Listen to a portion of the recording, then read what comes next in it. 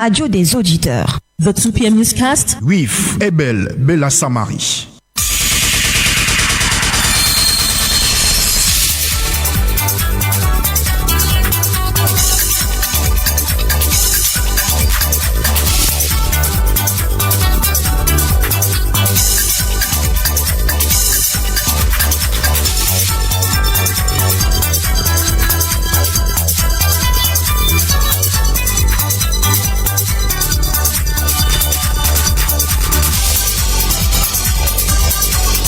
Good afternoon, good people. It is Tuesday, April the 27th, 2021. Coming up in this edition of our 2 p.m. newscast.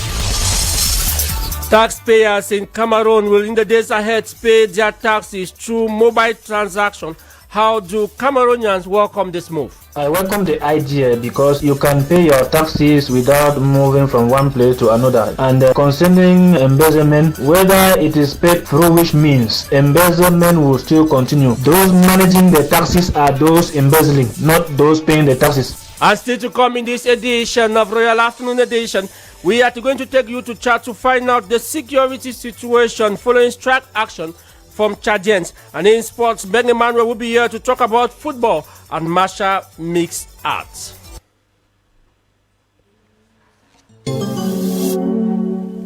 Good afternoon once again. My name is Abel. Bela Samari will take you to the presidency of the Republic to talk about a presidential decree signed Monday, April the 26th, 2021, which has appointed Professor Adeline Florent Ngumu as the new board chair of the National Printing Press.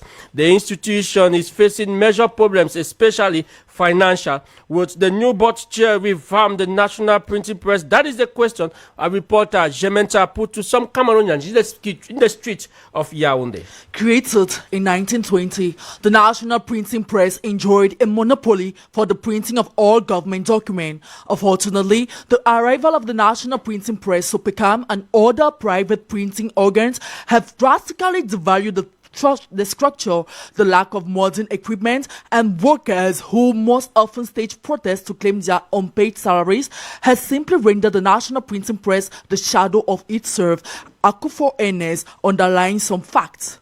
Say the National Printing Press is a sham of itself. A sham in the sense that there is a whole printing press which could quite remember in the early 80s. The thing was turning 100% and was catering for the production of most of the books we have. Today there is this textbook issue which people are facing. And I did well think that if the National Printing Press were revamped, it could serve many purposes. But it's rather unfortunate that the National Printing Press is not serving the purpose for which it was created. The machines there are outdated. To revamp the structure, this business operator says the government should support the structure. It may be for the sake of dynamism, or it may be that the previous management did not work well. If the president has seen that appointing a new general manager ahead of Sobekam will make the company to stop having inertia and then go. Because if you appoint somebody and you don't give him the next working material, nothing will happen. Except in a situation where the president will make the subsidies available to the woman and give specific instructions so that she revamps Sobekam very well. According to Pechangwe George, the important thing is not to appoint people, but to ensure the smooth running of the National Printing Press. The problem at the National Printing Press is not appointing board chairs, changing X or Y, but the problem there is that of mismanagement. The resources, the money, the subvention that government allocates at the National Printing Press are not being managed the way they're supposed to be done. And the government are aware, but there's no follow-up. To me, the main problem is that when government gives subvention in the structure of that nature, there should be a serious follow-up on how the money is being used. It should not transform a public structure to be a family structure. Something therefore needs to be done to give life to the National Printing Press. Away from that story, we will take you to one of our lead stories. The Director General of Taxation says taxes will be paid through mobile money. This is in a bid to ease the stress of procedure on the part of taxpayers and equally reduce the rate of the spread of the coronavirus in Cameroon. Cameroonians have been reacting divergently to this move. Take a listen to this report compiled for us by Mapala Zita. According to words from the Directorate General of Taxation, taxpayers will no longer need to displace themselves to pay their taxes. Most of the Cameroonians we talked to appreciate the initiative. It's a good innovation to pay taxes through mobile money. Well, I think it's a better medium for payment of taxes because it's going to save time, most especially, and it's easy and faster. Sometimes you have to go to these taxation offices and you have to be on the line to be able to catch up with all of that. It's hectic, so I would personally love this measure. However, this citizen, Maxwell, thinks they should begin by computerizing the taxation system in Cameroon, which many say is still old school. They need to computerize the whole taxation system and change the tax policies in our country. They need to make it friendly and make it accessible. If people can easily have access to their tax system through maybe a website, it will be easy. Every sector of business needs to know their zone. Cameroonians wonder on the inconveniences that will come along with electronic payment of taxes, and if at all there will be a physical receipt to attest to one's payment. The Momo system in our country is not also very reliable. We should start through banks before we let her go electronic. It's good to have physical receipts and evidence. Very few people know how to print evidence of Momo transactions, so there is a lot to be done before we get to that level. Asked if they think the coming of mobile money payments will curb the embezzlement of taxpayers' money in Cameroon, citizens say it's actually going to solve the problem of embezzlement, provided that the office or the headquarters that receives the money is still not headed by someone who is going to be an embezzler. Whether it is paid through which means, embezzlement will still continue. Those managing the taxes are those embezzling, not those paying the taxes. Cameroonians also propose that our taxation system needs to have a policy of revamping where taxpayers will better understand what, when and how to pay without necessarily having to square up in front of tax workers for the usual question and answer session. Mapola Zita in that report, and joining me in the studio is our editor-in-chief, Promise Akante. Good afternoon to you, Promise. Good afternoon, Abel. Promise, the move by the Director General of Taxation to proceed to tax collection through mobile money transfer will be a wonderful one if all the mishap of the mobile telephone sector could be avoided. This is what we derive from the following report by you after you had a chat with an economist. A first-hand reading of the decision portrays positivity, especially in the context of the eradication of fraud. Dr. Cho Walters is an economist. The information by Direction of Taxation Cameroon simply tells us that we are moving towards a numerical platform where frauds are going to be cut down, because the report published by National Institute of Statistics between 2011 and 2018 shows that Cameroon has lost more than 1,500 billion francs CFA in terms of manual collection of taxes. That notwithstanding, it might not be all rosy, as our economist foresees lots of difficulties in the process. There will be a lot of difficulties because Cameroon is underdeveloped and the level of technology too slow. So it's going to take time and it's going to consume a lot of resources to put the platform to pay it. From the examples of other government bodies that have tried this platform and failed, Dr. Cho Walters expresses concerns and is of the opinion that these two might not yield the exact expected results. I can cite one example to you, that the Ministry of Secondary Education maneuvered a little longer navigated through payment of mobile money. Where did we end with the process? It ended up in vain. I can cite another one, the TNT that was brought by Issa Chiroma Bakari when he was at the Ministry of Communication to put everything numerical like televisions to harmonize broadcasting in Cameroon. It did not go anywhere. The challenge is because Cameroon is not industrialized. It's going to cut down a bit, not totally. Coming back to one of the main factors that should be taken into consideration during the implementation of this decision, Dr. Cho Walters says the network connection should be looked into, especially for those in the suburbs. First of all, have network connections in Cameroon because we are all talking about 2G, 3G. Some other people said that they have 4G, but the network coverage is limited. Yaoundé and Douala is highly covered than Oya-Limbe. When I say Yaoundé and Douala, I mean all inside the town, not at the outskirts of the town, because the towns are densely populated. So I think there are a lot of challenges that are going to face. Digital payments, e-wallets, and many other modern technological methods of financial transactions have succeeded elsewhere. Cameroon should not be an exception. Mr. Kanti, in that report, and on to this other information, the Cameroon Customs seized 282 smuggled mobile phones in Adamawa region. The 282 mobile phones include 240 manual phones and 42 Android, according to a tweet posted by the Cameroon Custom. The goods were seized at the Salu Samba control post in Gaundere, where elements of the Zone 3 Koni operation are engaged in the fight against illicit commerce. The smugglers' phones were being transported on a motorcycle to manipulate the vigilance of the security element at the checkpoint. In a similar line, the customers equally announced the seizure of close to 3,000 contraband bottles of beer in a truck alongside other goods.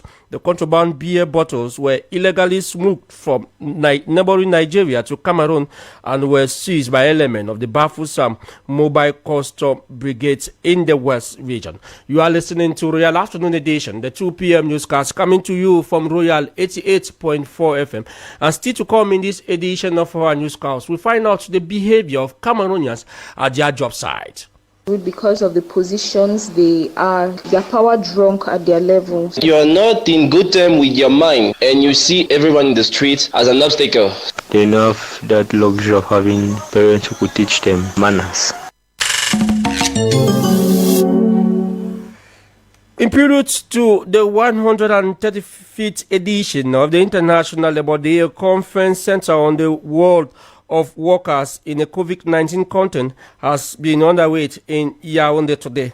And ahead of the 135th edition of the International Labour Day celebration celebrated on May the 1st under the theme The Role of Work and the COVID-19 Pandemic, Securing Workers' Health, a big challenge in the perspective of achievement within companies. Our reporter, Finri Crispin, in the following report, visited some private enterprises in the nation political capital Yaoundé to know how they secure the life of their workers in this period of COVID-19. Her report. Since the outbreak of the COVID-19 pandemic in the country, most enterprises have faced difficulties in carrying out their various duties. Nonetheless, they try as much as possible to secure the lives of their workers. Shibi Joycelyn is a chief receptionist in a Yaoundé-based hotel. She spoke in the absence of the director. They share face shield to employees and they make sure that each employee who comes into the hotel has to disinfect their hands, and they have also put as measures that each and every customer or client that comes into the hotel has to wear a face mask, and in every public area in the hotel they have to put on a face mask so as to protect themselves and also to protect the employees. Why one of the private communications houses we visited went as far as reducing the number of personnel per day in a bid to protect its employees from contracting the virus. We reduce our personnel, meaning that some of our workers have their days of work. They don't work every day. That's just a way of not encouraging a crowd. We provide a sanitizing gel for them, and we always remind them to sanitize their hands when they get in, and that we impose them to wear face masks. Melissa is an employee in another communication house in Yaoundé. She says the hierarchy have also instituted the barrier measures as a means to protect its workers. We do have the wearing of masks, that is a must for the protection of all the personnel, and we equally have basins or flowing of water from a bucket or from the tap with soap, whereby we do wash our hands before we get into the offices. All those coming, and for those who do not have the mask, they are eventually asked to put on their mask, or they are being given a mask. This, however, shows that most enterprises hit hard on the respect of COVID-19 barrier measures implemented by the government. And to move to this feature story, the rates of civility in public places is gradually degrading as few people turn to respect simple gesture of politeness. This generally causes an outburst of anger and argument on the part of the citizen. How do people handle civility in their daily life, and what can be done to what can be the cause of incivility in our society? Our lady on that bit is Susan Nayonge. Civility is defined as an act of formal politeness and courtesy in behavior or speech. This can be through several gestures like greetings, supplications, and gratitude, amid others. These values are, however, fading away in the city of Yaoundé, most especially. For Mariam and Wango, who are Yaoundé city dwellers, here is how they interact every day. I always try my best to be as polite as possible, and when people are rude to me, strangers most especially, I just either ignore. When I go to ministries, I greet. Same as for taxis. Usually the taxis I take, the people are polite. The ministries I go, some are polite, some are not. Be it in public institutions, along the streets, or in social gatherings, the politeness level is very poor as little actions spark quarrels among persons. Bela is another Yaoundé city dweller. Someone will ask you, what do you want? You tell the person. The person will like, don't d'abord l'argent avant que je te sais. Is that good manners? No. He will say it in a harsh way, as if he's just driving you from the place. In taxis, when you even enter, you greet at times, you don't even answer. So it's just few places that they practice good manners. The quarrels generally spark up due to misplaced ego. Arthur Miniem is another Yaoundé city dweller. It depends on the person I will interact with. If it's a woman, sometimes they are very tricky. Men most of the time are very simple. Talking about taxis, every time I get into taxis, I used to say good morning to everyone. Going by them, there are various reasons why poor manners in public are at the order of the day. Because of the positions they are power drunk at their levels, and others may be going through a bad day. When you get out from your home, everything around you is not going as the way you like. You are not in good term with your mind, and you see everyone in the streets as an obstacle. Some people were not properly brought up. They don't have that luxury of having parents who could teach them manners. The solution, as known by many, is to inculcate moral values to children from the onset, though now many turn a blind eye to those values. Susan Nayonge, I will talk health in this newscast to tell you that the national immunization campaign against the deadly coronavirus pandemic has been extended to the general public, with calls for the population to get themselves vaccinated in the bid to stop the spread of the pandemic. The extended campaign to the public, which is voluntary, kicks off Monday, April the 26th, 2021 and is expected to run till Friday, April the 30th, 2021. Cameroonians have been called upon to present themselves at the various vaccination centers nationwide to receive their first dose of the vaccine. As of now, close to 7,000 people have already been administered the vaccine in Cameroon, either the Chinese Sinopharm or the British AstraZeneca.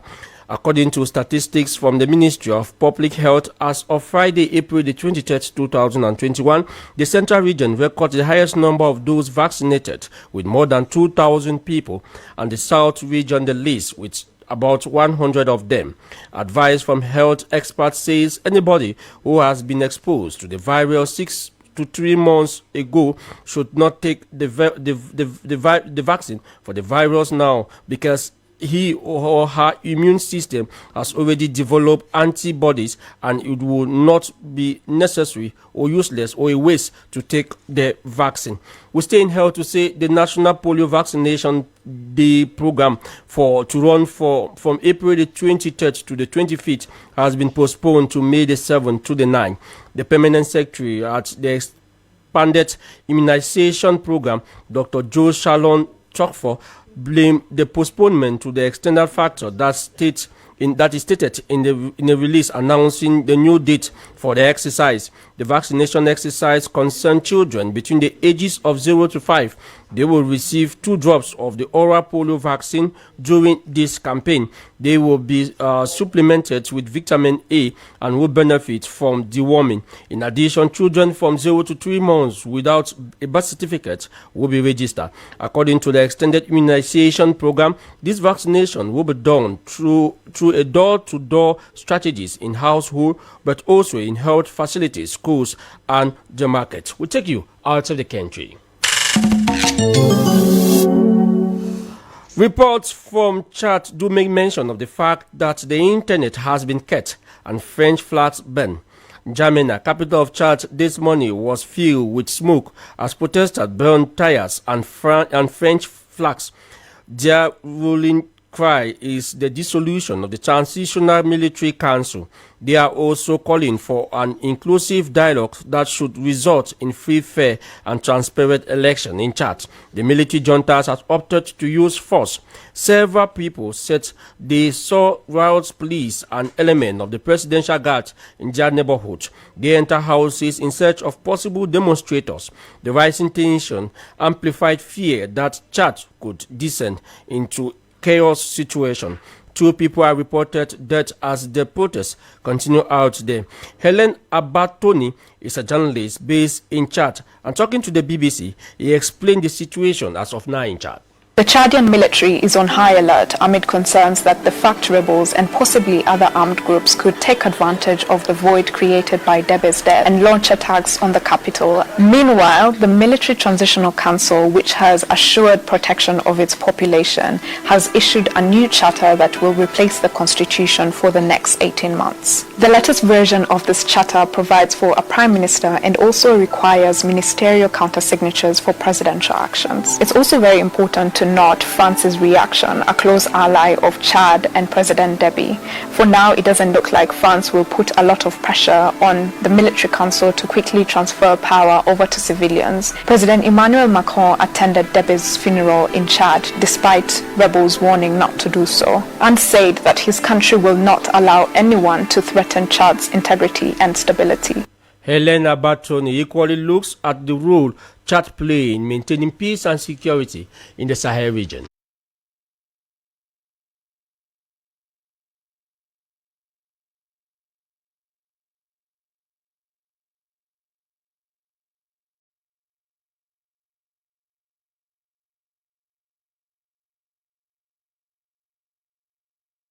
Deby's death is a loss to the region, particularly because he was a key contributor to the fight against terrorism in the Sahel and Lake Chad Basin. During his presidency, President Deby deployed thousands of troops to boost counter-terrorism operations against jihadists in Niger and Mali, and also more to fight Boko Haram in neighboring Nigeria. Chad's ability to keep up counter-terrorism efforts will be determined by the kind of leader President Deby's successor is. Would they be as committed to the fight against Islamist extremism in the region? And would they be able to uphold the morale of the troops who were reputed to be battle-hardened under President Deby? It will therefore be up to the new leader to shape what role Chad plays in the fight against jihadists in Africa's Sahel, if they can rein in the FACT rebels. And still out of the country, security officials in Burkina Faso says 4 people have been kidnapped near the Palma Nature Reserve on the eastern border with Benin and Niger. The 4, a soldier in Burkina Faso's army, 2 Spanish nationals, and a conservation worker from Ireland were ambushed on a route near the reserve. We take you to Talk Sport. And let's now welcome Ben Emmanuel Kuhn with our 2 p.m. sport page. Hello, Emmanuel. Good afternoon.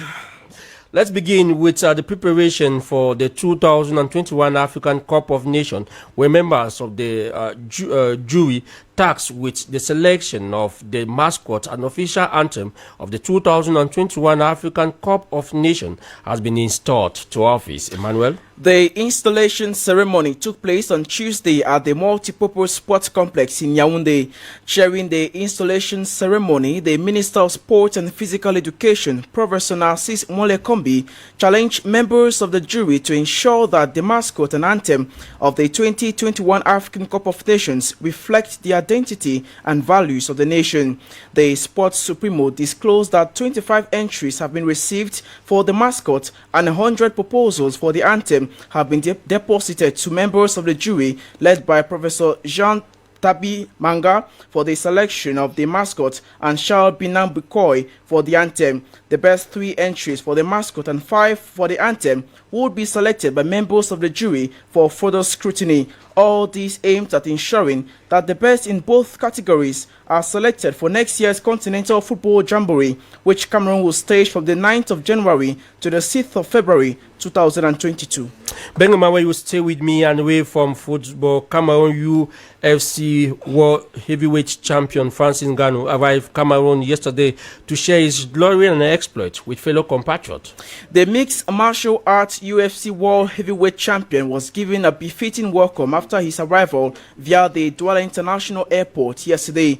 The busy streets of Douala went wild with excitement as Francis Ngannou displayed his championship belt to his fellow compatriots. Littoral Governor Samuel Dieudonné Ivaha Dubois heaped praises on the 34-year-old for his exploit, describing the physically imposing champion as a role model worthy of being an inspiration for Cameroonian youths. Francis Ngannou, the man who was birthed in Bati in the west region of Cameroon, became the first African UFC World Heavyweight Champion in March. He once said he was going to place his championship belt in Cameroon to motivate youths and help them achieve their objectives like he did. Like Aristotle once said, "We are what we do repeatedly. Excellence then is not an act but a habit." And before you go, Emmanuel, I would like us to talk about the UEFA Champions League with the first leg semi-final matches coming up tonight. What are some of the fixtures, Emmanuel? The first semi-final first leg tie will be played today between Real of Madrid and Chelsea. The Blues of Thomas Tuchel are aiming to take a significant step to reach the final of the European Elite Club competition for only the first time since 2012. Their players are all in form, but for the likes of Mateo Kovacic, Real of Madrid will be without Fernand Mendy, while Sergio Ramos remains unavailable. Meanwhile, the hosts will be featuring in the last four of the Champions League for the 14th time, two more than any other side. Real of Madrid and Chelsea are meeting for the first time in the Champions League. The clash between both teams begins at 8 p.m. at the Alfredo Di Stefano Stadium in Spain.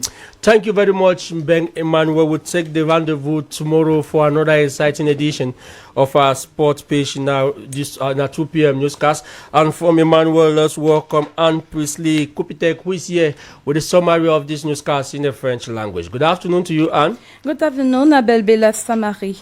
Plus que quelques jours et les travailleurs du Cameroun se joindront à ceux de l'international pour célébrer la 135e fête du travail.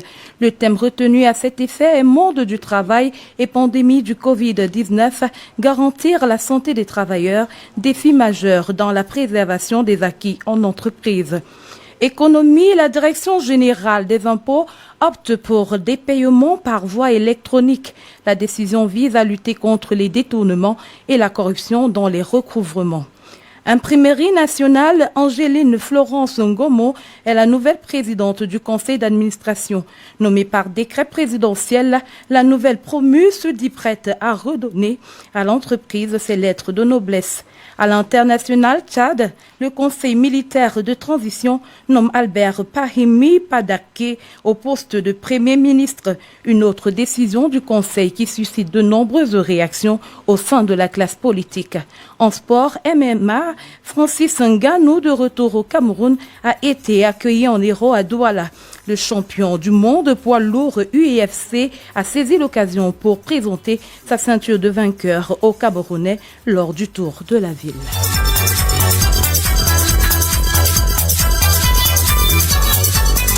Thank you very much, Anne Priestley Kupitek. It is with that summary in the French language that we wrap up this edition of our 2 p.m. newscast. More newscasts will be yours at 6 p.m. Royal Swai, bilingual version between Jean-Jacques Foucault and Mapala Zita.